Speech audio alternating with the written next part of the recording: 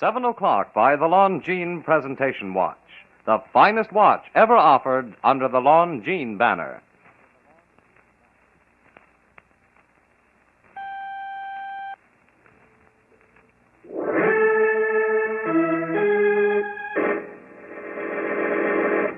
From New York City, the makers of Clippercraft clothes for men and more than 1,200 leading retail stores from coast to coast present Sir Arthur Conan Doyle's immortal character, the world's most famous detective, Sherlock Holmes, starring John Stanley.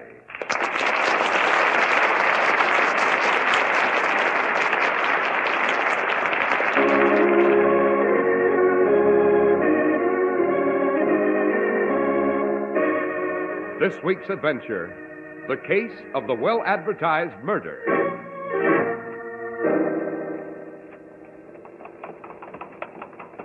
By Jove, Holmes, there's Park Road and it's blocked. Our carriage can't pass. Quite so, Watson. The road's being repaired. Turn around, driver. You'll have to take the long way around. It'll cost us quite a bit of time, Holmes. Yes, and meanwhile, Christine Blakely is alone with her husband. And he hasn't the remotest notion that she means to kill him at any moment.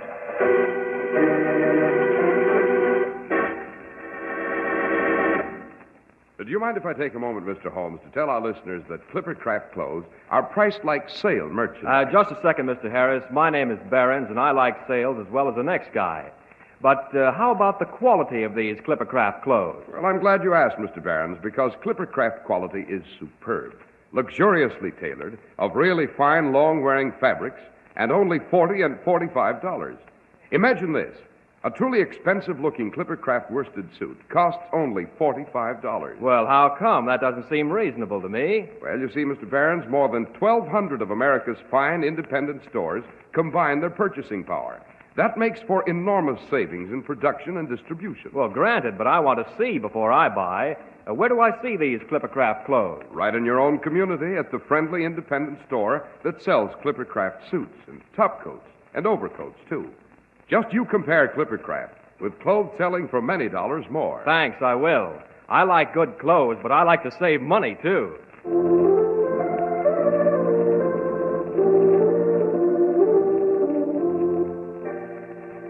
Well, Dr. Watson, you've called this adventure with Mr. Holmes the case of the well-advertised murder, but who on earth would want to advertise a murder?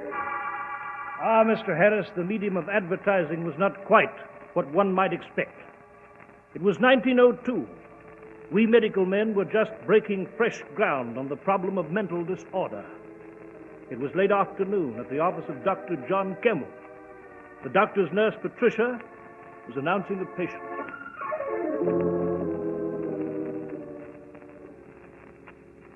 Mrs. Richard Blakely to see you, Doctor. I filled out a card for her. Oh, do bring her in, Patricia. Yes, Doctor.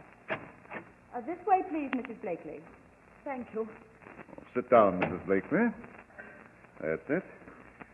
Now, what seems to be disturbing you? Doctor, I realize that medical ethics require the presence of your nurse, but this is so confidential. Might we be alone? Oh, I'm terribly sorry. The nurse must remain. Patricia's a very understanding girl, Mrs. Blakely.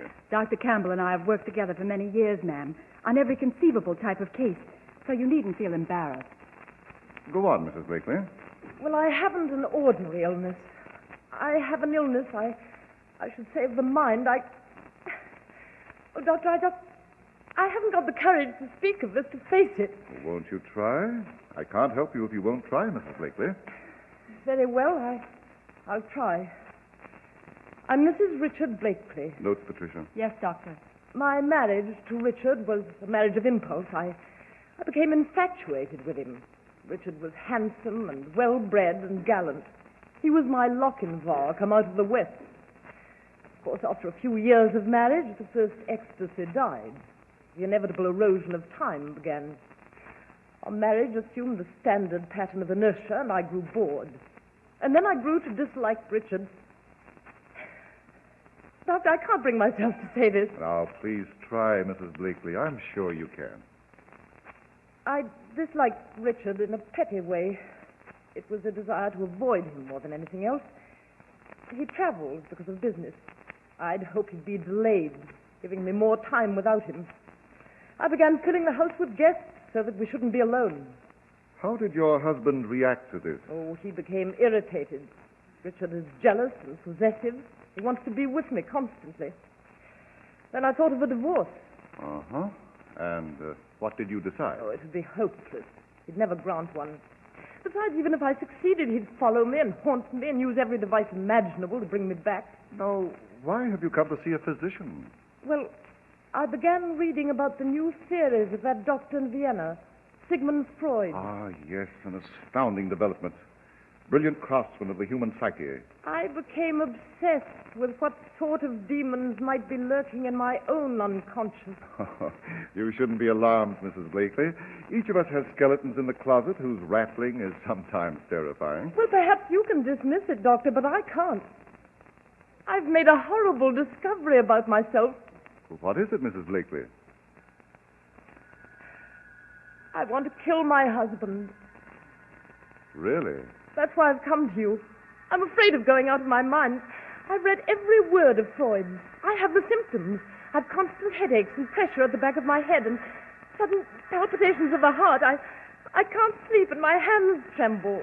They're abnormally cold, and I find myself exhausted suddenly for no apparent reason. You haven't been exerting yourself physically? No. Shall I prepare for a physical examination, Doctor? In a moment, Patricia.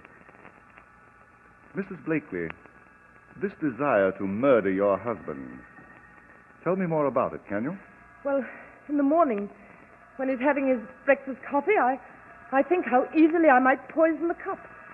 And when we're in the underground, I think how simple it would be to push him before the train and say it was an accident. I'm on the road to insanity, Doctor. There's no doubt of it. And always, after I think of murdering Richard, I have spells. Breathing is difficult for me. I feel faint. Now, easy, Mrs. Blakely, easy. Must be something you can do. I mustn't go through with this awful thing. Bromide, Patricia, in hot water immediately. Yes, Doctor. Mrs. Blakely, have you told your husband of this? Oh, no. He'd ridicule me. I couldn't tolerate that. I'm losing my sanity, Doctor.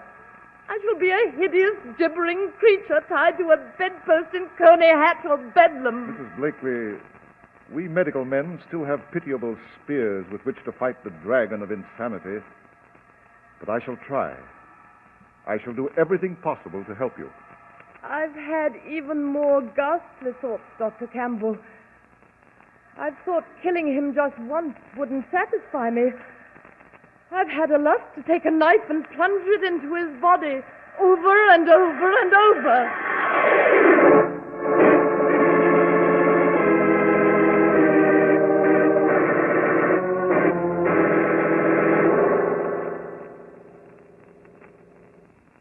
You've sent Mrs. Blakely home, Dr. Campbell? Yes, Mr. Holmes. I administered a bromide and told her to go home and rest. I didn't want to strain her any further today. Very advisable indeed. She had no idea you were coming to see me. Oh, no, none whatsoever. I'm shocked you should think I would tell Mrs. Holmes. The woman is infinitely ashamed of this fear that possesses her. And immediately after you packed her off, you came here to Baker Street? Well, I made just one stop, to see a patient at Upper Gloucester Place. I've a confession, Mr. Holmes. Oh? I've come to tell you about this case as fast as I could because the great psychoanalyst Sigmund Freud of Vienna is attracting a great deal of attention. But we doctors are still quite helpless in the face of mental aberration. You agree, Dr. Watson? Unquestionably. You see, Freud has opened a door for our profession, but we've years of research ahead. I thought you might advise me, Mr. Holmes. It's so dangerous a situation. Yes. Dr. Campbell, are you at all familiar with Mrs. Blakely's home? Her family, her husband, perhaps? Oh, no. This afternoon was the first time I'd ever seen or heard of Christine Blakely. Oh, tragic figure, that woman. I wouldn't admit it to her, but I do believe she's on the verge of losing her mind. And of murdering her husband.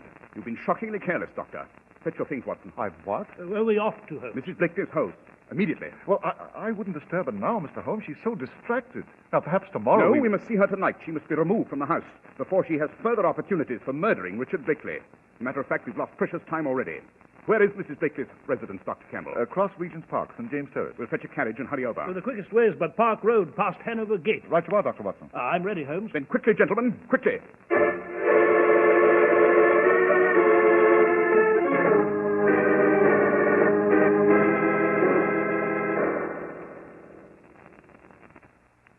Where were you this afternoon, Christine? Richard, if you're going to assume that impossible role of prosecuting attorney again, Where were you? Shopping. You're lying. I was shopping. Now, will you finish your dinner? The roast will be cold. Tell me the truth.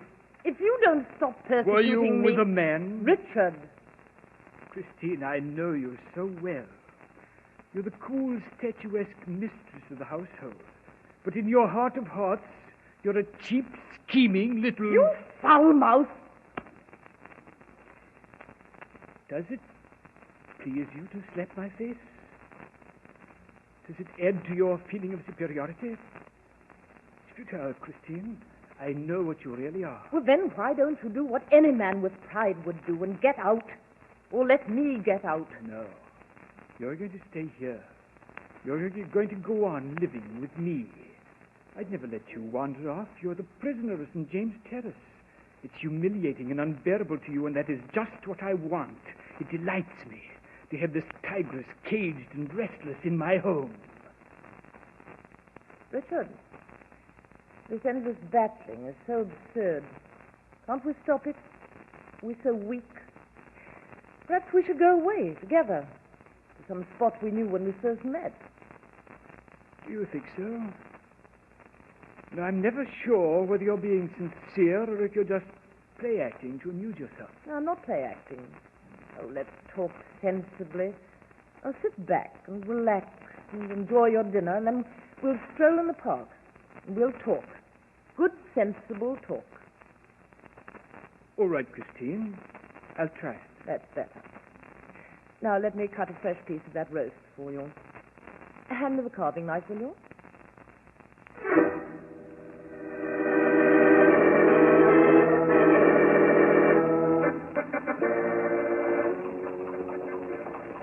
By Jove, Holmes, there's Park Road. And look, it's blocked. Quite so, Watson. It's being repaired. You see the sign? It's blocked as far as Hanover Gate. We shall have to turn about, Mr. Holmes.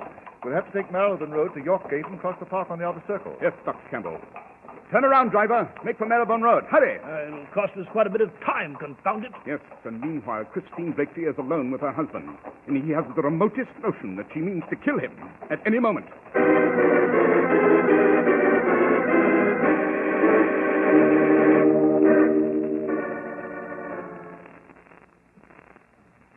There you are, Richard. I've cut a very tempting piece of the roast for you. You can be considerate, Christine. And I do appreciate the rare moments when you are. You put down the carving knife, you'll cut yourself. I've given a great deal of thought to us, Richard. Of course. I've made a decision. You have, Christine? What is it? What is it, Christine? I can only be happy. Yes? I can only be happy if... If what? If you're dead. If you're dead, if you're dead, if you're dead!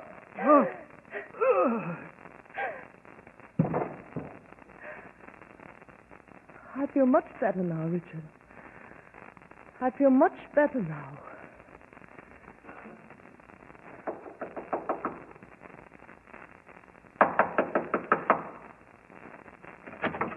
Mrs. Blakely, good Lord! We're too late, Dr. Campbell. Holmes, don't tell me this. Oh.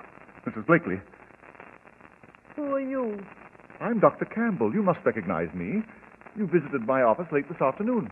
Apparently, she's lost all sense of orientation. Mrs. Blakely, you do know who I am, do you not? I've never seen you before. I've never seen any of you before. I know who the gentleman is lying on the floor, though. That's my husband. He's dead. I killed him. With this knife. The knife is still in my hand, dripping his blood. That's the way I wanted it. I feel much better now. I'm afraid she's gone mad, Mr. Holmes. I'll fetch her things. I must turn her over to the police immediately. For her coat. It's in this cupboard. We hope the police won't detain her for long. Miserable creature. She should be turned over to a mental hospital. Now, come, Mrs. Blakely. You must come with us. I must come with you? Yes. You see, we must notify the authorities. Holmes, what are you doing with the body? Examining it, Watson, obviously. Yes, well, the police will tend to that. They tend to all the details. There's one detail that may escape them, my dear Watson. One amazing, bloody detail.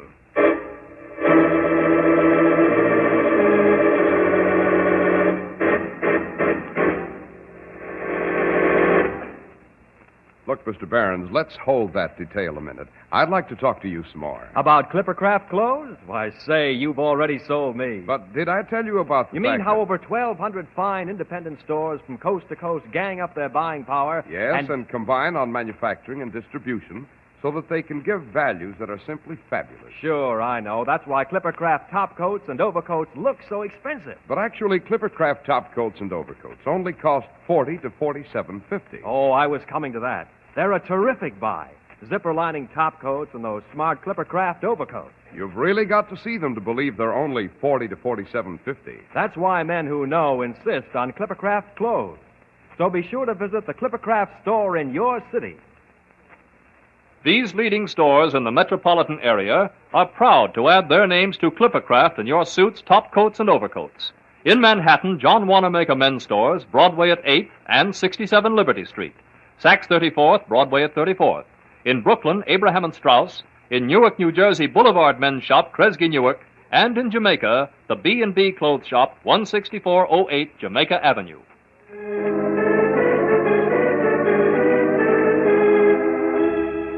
Well, Dr. Watson, we're terribly anxious to learn what the astonishing detail was that Mr. Holmes thought might escape the police. Yes, of course, Mr. Harris. Well, Sir, Holmes, as usual, refused to elaborate at that point. We notified the police. They removed Richard Blakely's body. Mrs. Blakely, now clearly deranged, was conducted to a prison cell. There was a careful investigation. Finally, she was committed to Bedlam, that awful asylum for the insane in Kent. You know, I'd regarded the case as a simple tragedy that had moved to its inevitable end. But not Holmes. He paid a visit to Mrs. Blakely in her room at Bedlam.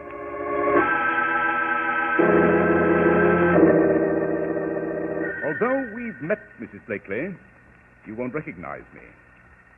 I am Mr. Sherlock Holmes. Yes, they mentioned your name to me.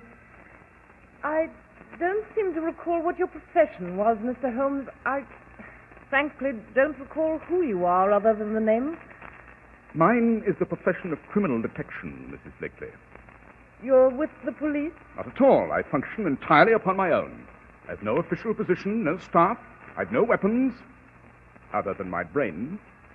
A more than satisfactory arsenal, I find. And is there something I can do for you, Mr. Holmes? I have an insatiate curiosity, Mrs. Blakely.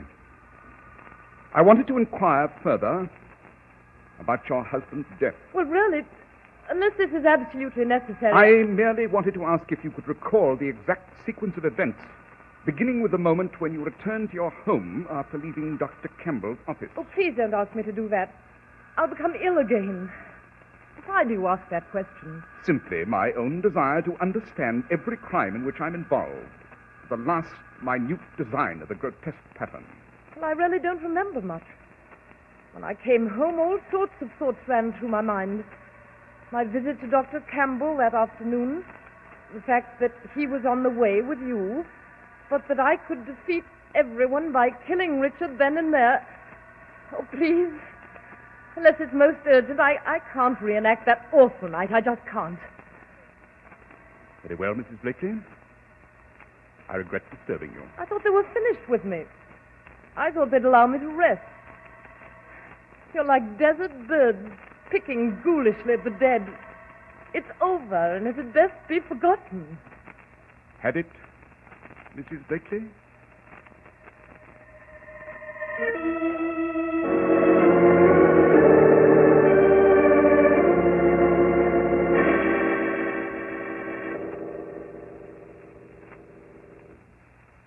Oh, I'm pleased that you dropped by to my office, Mr. Holmes. Are you, Dr. Campbell? Yes, I was afraid that after the Blakely case had ended, our acquaintance might end with it.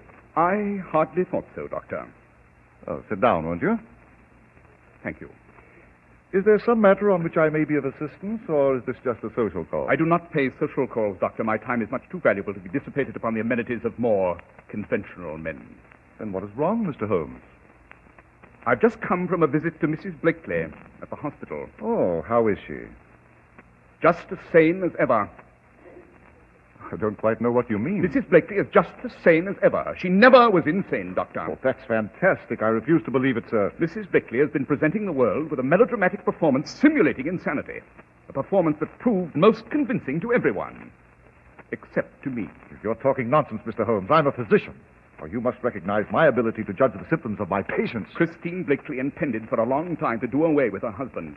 The sudden popularity of Dr. Freud in Vienna gave her just the situation she desired. What situation? She required a technique for avoiding the penalties of homicide so that she might be rid of her husband, so that she might ultimately join the man with whom she was secretly in love. The man with whom she was secretly in love? Oh, did I neglect to mention that before, Doctor? You're the man, Doctor. You plotted with Christine and helped her to commit the murder. I warned Christine time and again that you should be our sole concern, Mr. Holmes. She insisted, though. She wanted her insanity well established with someone of unquestionable repute. So I went to you. I've been prepared for you, though. With that revolver? Oh, the revolver is merely to detain you, Mr. Holmes. I shan't kill you that way.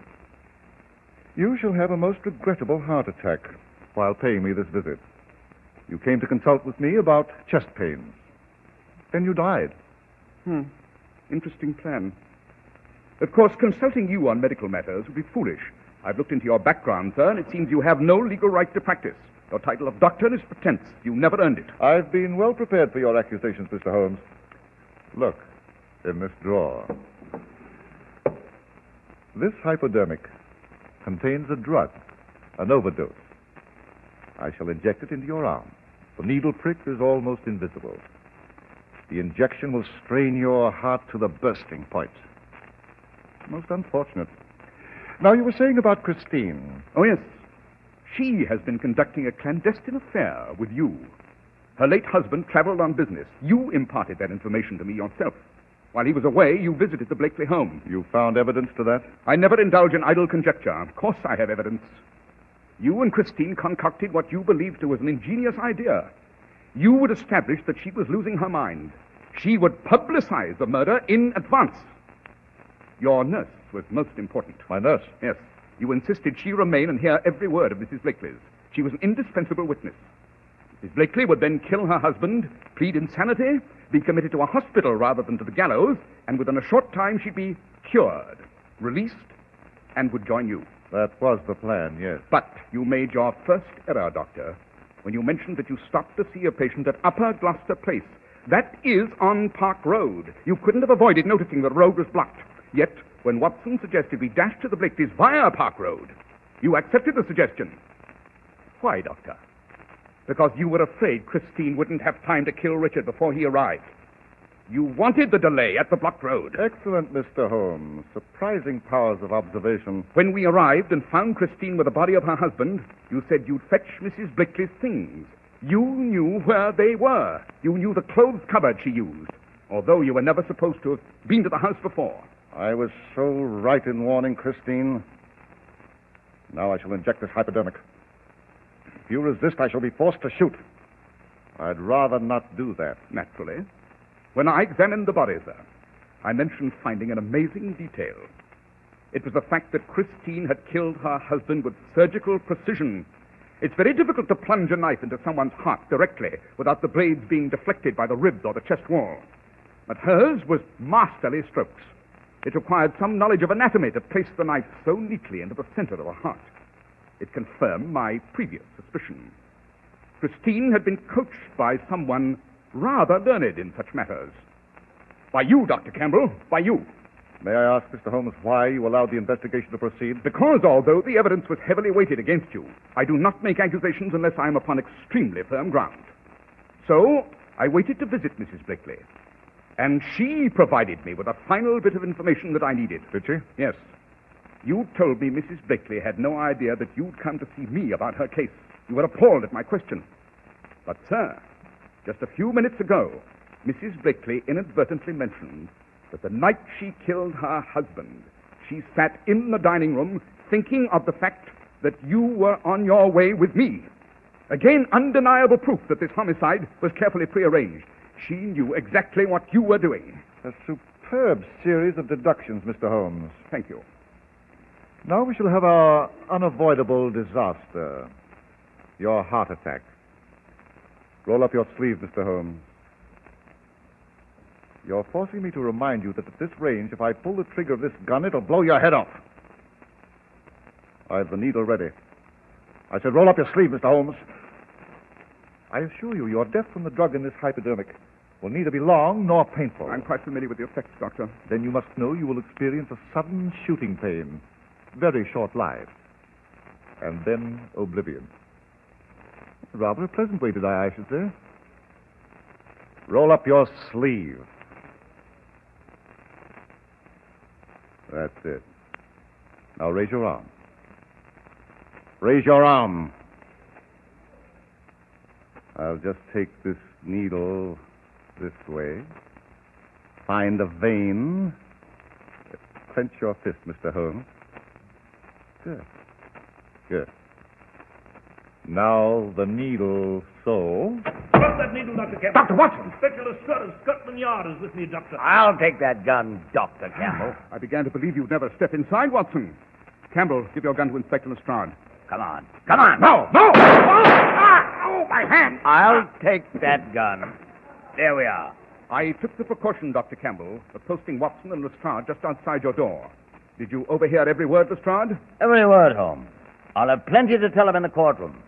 The police should be very grateful to you, Holmes. Very grateful. As always, Lestrade. As always.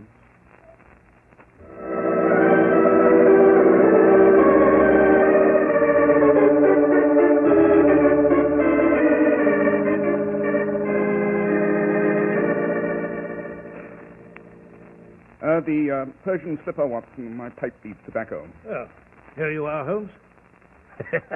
Nothing quite like the armchair here at Baker Street, eh?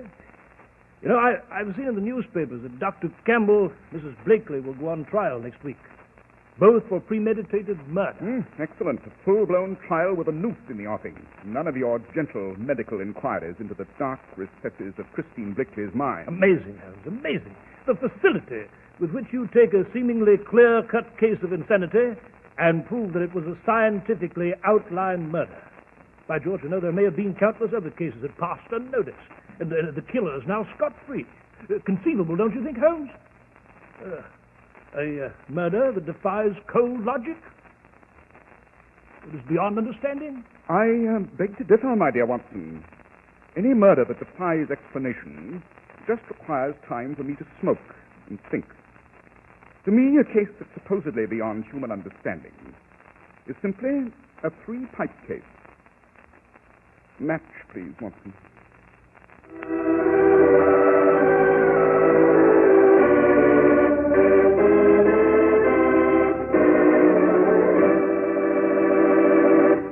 Well, Dr. Watson, the well-advertised murder deserved the attention it received. It was fascinating. I'm delighted that you enjoyed it, Mr. Harris.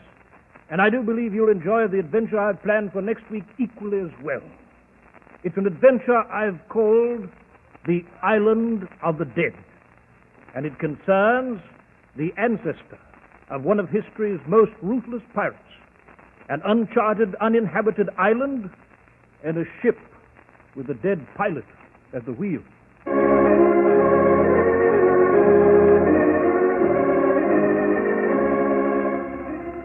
The makers of Clippercraft clothes and more than 1,200 stores from coast to coast have brought you another in the new series of broadcasts featuring the world's most famous detective, Sherlock Holmes.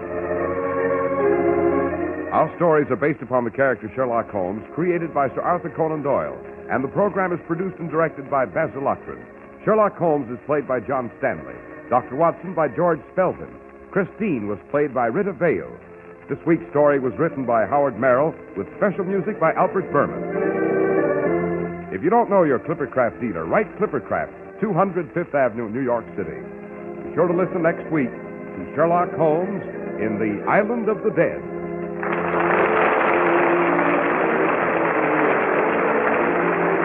This is Cy Harris speaking for Clippercraft Clothes. This is the Mutual Broadcasting System. Next, it's Behind the Front Page with Gabriel Heater. Send your merchandise and Christmas gifts the fast way. Use Eastern Airlines Air Parcel Post Services. Packages up to 70 pounds. Contact your local post office for details.